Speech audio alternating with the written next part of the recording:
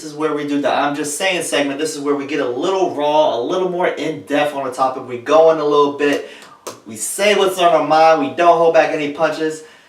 My man, last week I went first, so I believe this is your time to do the honors. I'm going to get a little raw, I'm going to get a little controversial with what I'm going to have to say. I'm curious what you're going to do. I'm going to give the floor to you. I'm not going to interrupt you. I'm going to let you do your thing. What you got for me, man? So, there's been a topic that has been a debate for years going on in a different version of football, college football, okay? It's about paying players and them making money and stuff like that. Now, years and years and years ago, when I was younger, I used to say, well, I used to be the guy that was like, oh, well, they get an education, they get a free education, like that, you know what I mean? That means something, right? And it does mean something. We'll get back to that in a second. I want to go to a specific incident that just happened in this recent weeks. A couple weeks ago, Leonard Fournette, who is a sophomore at LSU, he could play in the NFL right now. Now, only a couple of players who have ever been about 20 years old could actually go to the NFL and play. You wouldn't want to put an 18-year-old in the NFL. No. He would just get beat up and hurt. Look at Connor McDavid, who plays in the NHL. He got hurt against the Flyers, unfortunately, but he got hurt just because his body wasn't filled out yet, and he's probably been lifting weights for a long time and trying to fill his body out, but against maybe a 24 or 27-year-old guy who's a little bigger than him and who's been doing that for the same, since at the same age, he's going to be a little bigger, a little stronger. And he got hurt falling into the boards. He just wasn't filled out yet. And he was a little upset because he actually did want to play in the minors a little bit because of that. He wanted to fill out a little bit. Anyways, moving on.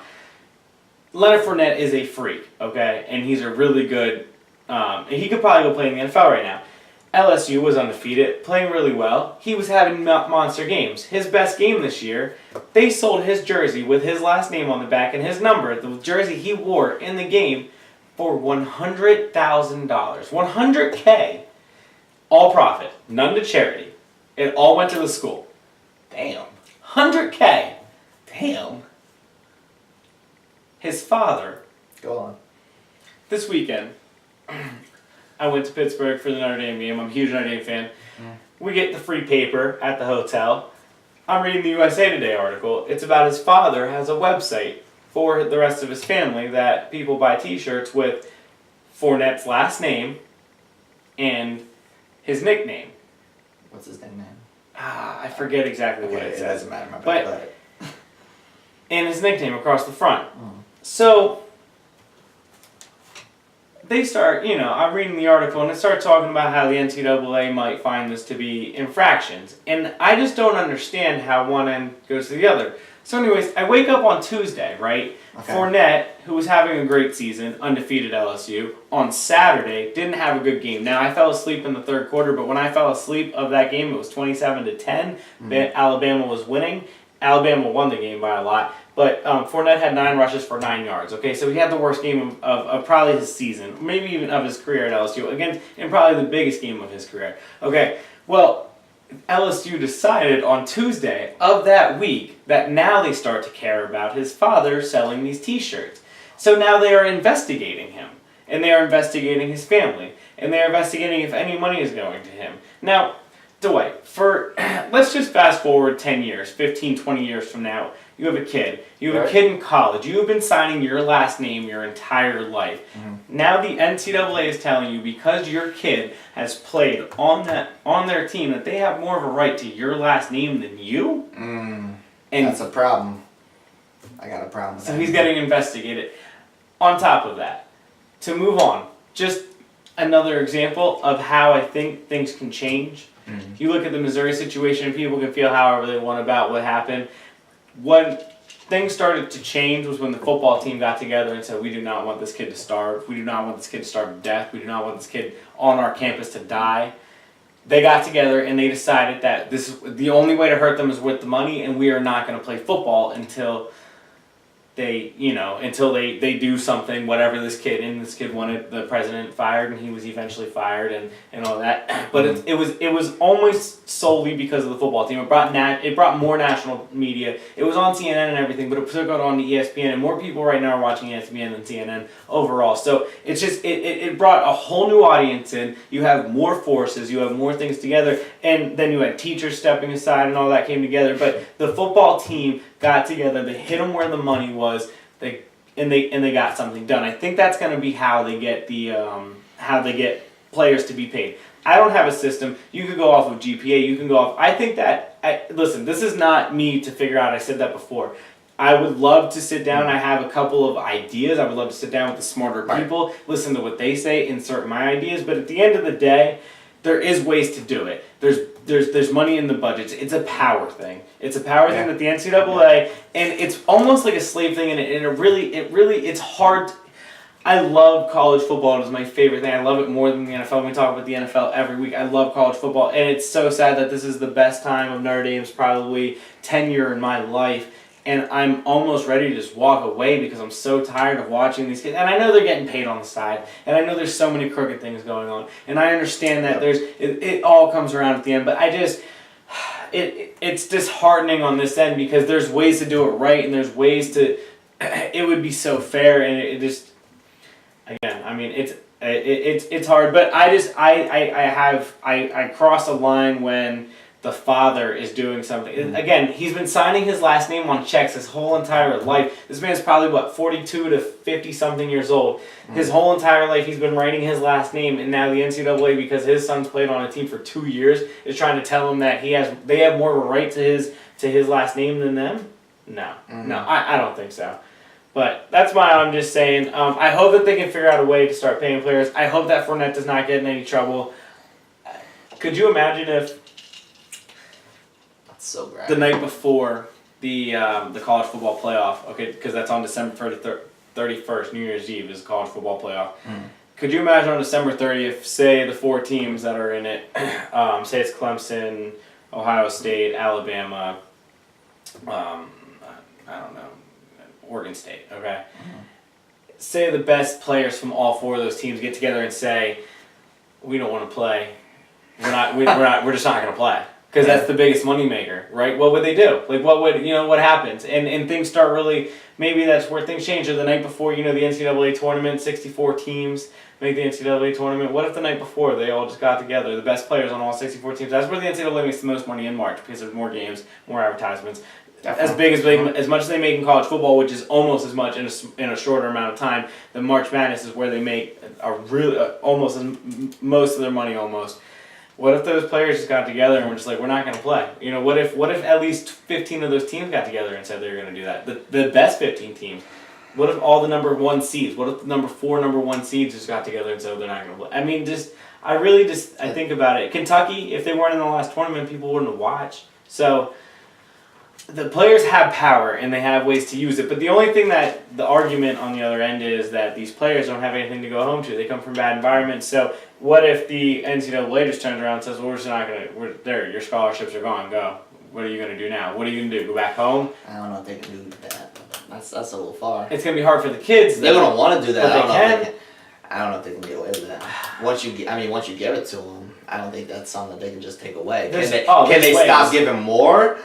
Yeah, absolutely. They can say, okay, we're not giving as many scholarships as we were. They're not going to take a kid's scholarship away that already has it. But for him saying that he's not playing, yeah, I mean, they can. There's so many bounds and legal things that, and that's my thing is that what if they just tell them they're all not going to play? But at the end of the day, they do that and then they lose everybody. If you the Missouri coach, whether he agreed with those 30 players for not wanting to play or not, he supported them because he realized he needs to support his players. He needs to get, they're the masses. They're going to be there on Tuesday. The president was fired on Monday. You know what I'm saying? And he knew that something was going to change. It wasn't going to be the players, that's for sure. They're making the money. The president isn't making the money. He's replaceable. The 30 players aren't replaceable overnight. So you look at it in that sense, of course he had to back them. And things start going in that direction where the players then get backed by the coaches and then the conferences, and then the NCAA will end up having no choice. I think the government needs to take responsibility, but this is, I always look at it as me being a sports guy. People like drive crazy about how like politicians are dirty. The NCAA is the dirtiest thing of sports. It is without question I the definitely most agree with that. scum. And what you're going to talk about next is very strong as well, and almost sometimes can border in the situation of that. But the way the NCAA is run is not even close to me. It's disgusting, the money. It's grimy what they do. I mean, some of these people are making $10 million, and you're telling me you can't figure out a way to pay players? Strength coaches are making $6 million in some places. Strength and conditioning coaches for a football team, but you can't pay players. All right, got it. Your turn. I'm gonna just say towards your topic, fuck the NCAA. They're grabbing for that, and I don't even want to go on and on how I feel about it, because I completely agree with you. They need to find a way to pay these players, and the thing about the NCAA is that it's their own government almost, like kind of you were talking about. Yeah. Like they do their own thing and they get away with it, and there's no repercussions. It doesn't make any sense to me. Someone's gonna take advantage of the 18-year-old to 24-year-old kids, but don't give them a fair opportunity. You know what I mean? To fight that. Right now, you're not giving them any opportunity, and that's what makes them so grimy, and that's what makes that. You can't try to profit off them and then say, no, your name doesn't matter. That's you can't do that. I'm with you 100%. It's disgusting. They need to figure a way to figure it out. I can't wait for this. Boy, you know what? I've been sitting on this for several days, debating on how I was going to go about talking about this. All I'm asking is that you give me the floor, and then if you want to share thoughts at the end, by all means. I will. But it's a topic I need to face this way, because I feel some type of way about this, and this is about as raw and real as it's going to get, as it has gotten for me. So, this week, I'm just saying, I'm just gonna get right into it. I'm not trying to sugarcoat it. Yep. Greg Hardy. Okay. So this past week, we've all seen the pictures of the alleged incident, the incident that actually happened. Whatever, we've seen the Greg Hardy photos. That's what they're called now at this point, right? We all saw the abuse. We all understand the severity of it. We understand that Greg Hardy is a piece of shit for what he did. We understand that the suspension should have been longer. He should not have only waited out 4 games. Yep. We all acknowledge that. I acknowledge that. I also understand I'm a Cowboys fan, and regardless of the fact that I just said that Greg Hardy's a piece of shit, people are still going to come at me and tell me that I'm just a Cowboys fan and I'm defending Jerry Jones and Greg Hardy. And if you say that without listening to everything I'm about to say, then you're just not listening to me, and you are what you are, and that's just the way it is. So, since the photos have come out, there's been nothing but this great big outrage about how, everybody's saying Jerry Jones, all he cares about is football, the NFL, all they care about is football and all they care about is money. And, I'm so disappointed in Jerry Jones and Roger Goodell and how all this has transpired. And my reaction is, well, there's 2 reactions, really. The first, as far as Jerry Jones is concerned, is, well, yeah, what do you expect? It does only care about football. Why? Because he's an owner of a team. He acknowledges the fact that Greg Hardy, obviously they don't condone what happened. That goes without question. And they said that they did see the pictures beforehand, but regardless, he said he doesn't condone it. But Jerry Jones is in the business of creating a competitive football team. And when you add an asset on the football field, I'm stressing that. When you add an asset like a Greg Hardy on your football team, you're instantly improving your defensive line. That goes without question. You can't have it both ways. You can't go, oh, well, we care about character here, but no. Jerry Jones is in a position of making his team competitive, so he signed him. Also, Jerry Jones and Cowboys weren't the only team that wanted to sign Greg Hardy. It came out this week on Sunday Night Football that, the Tampa Bay Buccaneers, they also wanted to talk to him. And we all know that those 2 weren't the only teams. They're just the only 2 teams that have come forth at this point. Obviously, Dallas is the one that signed them. Then you look at Roger Goodell in the NFL. Now, there's an argument that can be made, and you know what? I agree with that. Should Greg Hardy be in the league? No. I agree with that. I understand where that position comes from. Then there's the flip side of it. There's a position that people are saying, oh, I'm so outraged about Jerry Jones. I'm so outraged about the NFL. Bro, do you want to know what the rating was for Sunday Night Football for Cowboys Eagles was? The rating was a 6.3. You know what that translates to? That's 17.6 million viewers. That's a 6% increase from last week's Sunday Night Football game. And all weekend long, prior to the game and the halftime of the game, all we heard about was Greg Hardy, Greg Hardy, Greg Hardy, Greg Hardy. It kind of got exhausting to a point where we understand that Greg Hardy's a piece of shit. At what point are we going to get to talking about football? People are so outraged, but yet you proceeded to watch football. And you know what you are if you're one of those people? You're a hypocrite. You know why? Because all you did by watching this game, if you're part of the 17.6 million viewers, but you're so outraged and offended by your phony baloney outrage and shit, you're a hypocrite. Because you know what you did? You put money in Roger Goodell's pocket. You put money in Jerry Jones's pocket, which by the end of the day puts money in Greg Hardy's pocket. So you know what you are? You're a hypocrite. I understand. It's so easy to be on the side of the fence that says, oh, well, abuse is wrong. We get it. We accept that. There's no question about it. But if you're putting money in these players and owners' pockets, then you're no better than the rest of them. Period. Simple. The end. At the end of the day, the bottom line is this. Jerry Jones and Roger Goodell are running a business. That's all there is to it. It's so easy to be on the moral end of the spectrum of it all, which we all like to pretend that we are. But guess what? Guess what I did on Sunday? I watched a damn football game. Guess what you probably did on Sunday if you're watching the show? You watched a damn football game. So that makes you any better than anybody that's saying, you know what? No, I'm watching football. You know what? Let's try to separate the two. No, that doesn't make you any better than me. So I'm just saying, you can't have it both ways. So decide what you want to go. Do you want to be one of these people that is so offended by Greg Hardy being in the league? If you want to be that person, then you can't watch football. Plain and simple. Because you're a hypocrite. Or you take the stand that you claim that you're on, which is, I don't support this product, I don't support this team, I don't support this player, this owner, this league, commissioner, anything. And you don't watch football, which in turn puts money in their pocket. I'm just saying you can't have it both ways. So get off your high horse, come off your little phony baloney outrage and shit, and come back to reality. Understand that you watch football after Ray Rice, you watch football after Michael Vick, you watch football after Manziel's alleged thing, all these incidences, and you watch football after Greg Hardy. At some point, you're just going to have to, you can't have it both ways, man. So I'm just saying, pick a path and stick to it. Can I ask you some follow-up questions? Because that's awesome. I like what I want. I have a little bit to say. A little bit. Can I ask you some follow-up questions? Because that was good. That was passionate. Okay. One thing I want to point out. You said about the NFL and Roger Goodell. Right.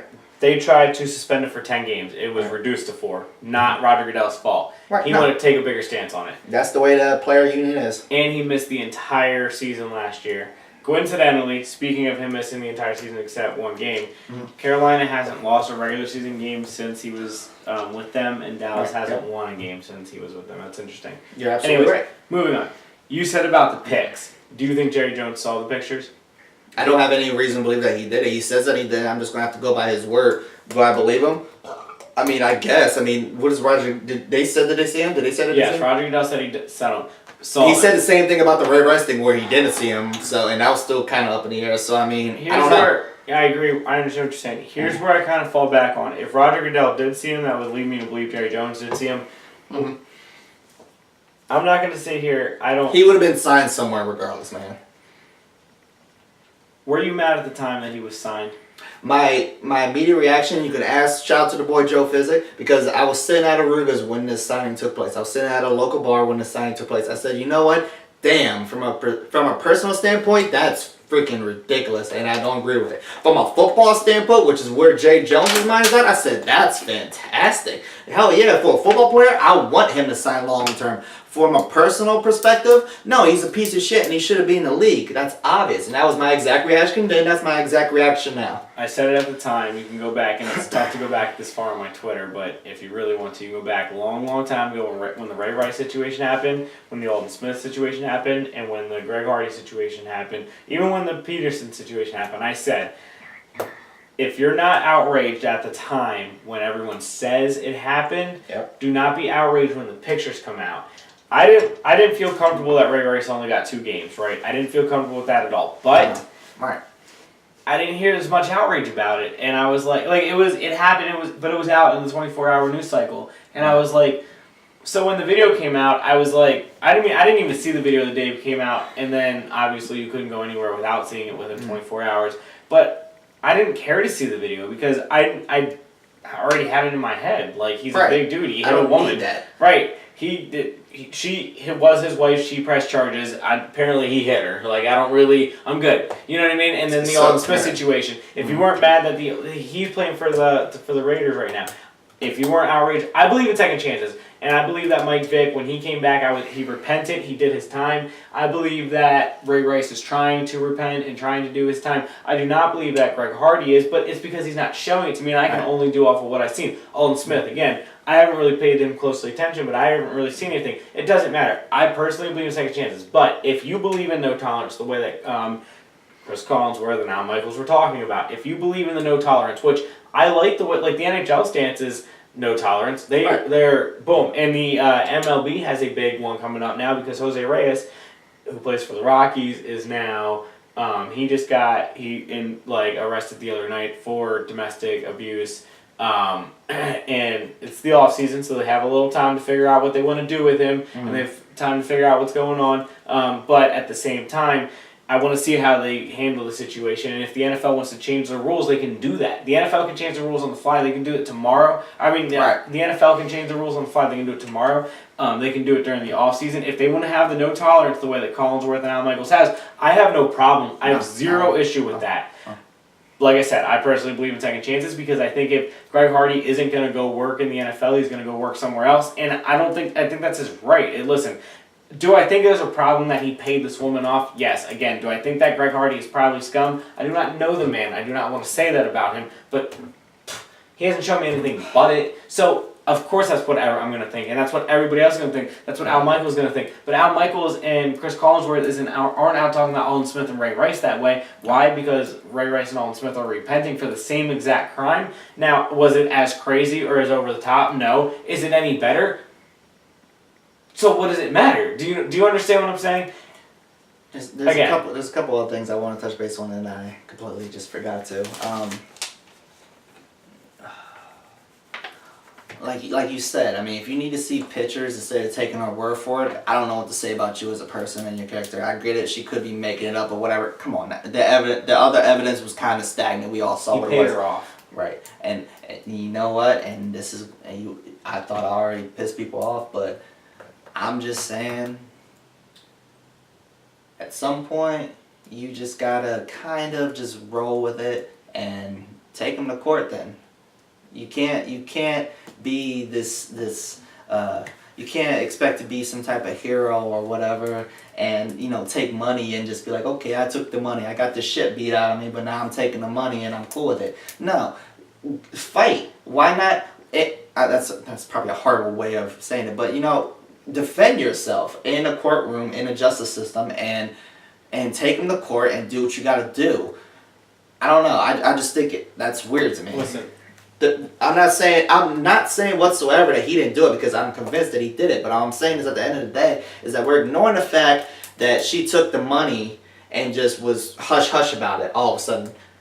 That's weird to me. As I said before, I believe in second chances, so I don't believe that Cowboys fans shouldn't be Cowboys fans because Greg Hardy's on their team. Believe that they shouldn't be Cowboys fans because Jerry Jones isn't. I don't think Jerry Jones should have signed him, and I wouldn't extremely be happy if the Eagles signed him, but at the same time, I believe in second chances. So if, like you said, it's not, I don't know. I mean, like you said, I believe in second chances. So like I said, I believe in second chances. So it's one of those things where you're not going to not watch the games. I'm not going to not watch the games. It's as much fans' fault as it is the NFL's fault, as it is Jerry Jones' fault. It's everybody for not taking that stance. Because as I said about when the player's getting paid, the only way to change it is hit them with the money. And if you're not watching, that's how you hit them with the money. Absolutely. That's your statement. If you want to make a statement, there's your statement. But we're all watching, and so it's not going to hit them with the money. You're sitting here being politically correct, talking about I'm so outraged, but then you're going to go and watch it, then you're just a hypocrite, and you're not contributing to this system that you feel is so flawed. And again, if the NFL wants to fix that system and make it a no tolerance one, I don't think anybody would be against that. By all means. And you know what, at this point I also heard some people saying, well, Roger Goodell, they could still, say get out. No, because you know what I said earlier, you know what's going to happen? At this point, Hardy served his time, so he's going to sue, and he would have every right to sue the NFL because he did. Right, and you know what? I feel like Greg Hardy would win that. At this point, Roger Goodell said, no, we're not tolerating this. Get out, Greg Hardy. That's not going to fly. He's going to sue, and he's going to win. You can't do that. Yeah. But I'm with you. If you want to change it for the better moving forward, fantastic. That's the right way to go about it. But I'm just saying, you can't have it both ways, people. Well, Dwight, pick your side. That was easily the best I'm Just Saying that we've probably had throughout this show's history. This was a good show. I cannot wait to see what's happening moving forward. Thank you for watching JD Sports. Find us at _JD Sports on Twitter. Find our Facebooks. Find the show's Facebook. Find our Twitters at the Twitter. Check all the links in the YouTube page below. All the short clips if you don't have time to watch this long one. Definitely. Thank you for watching. Be easy.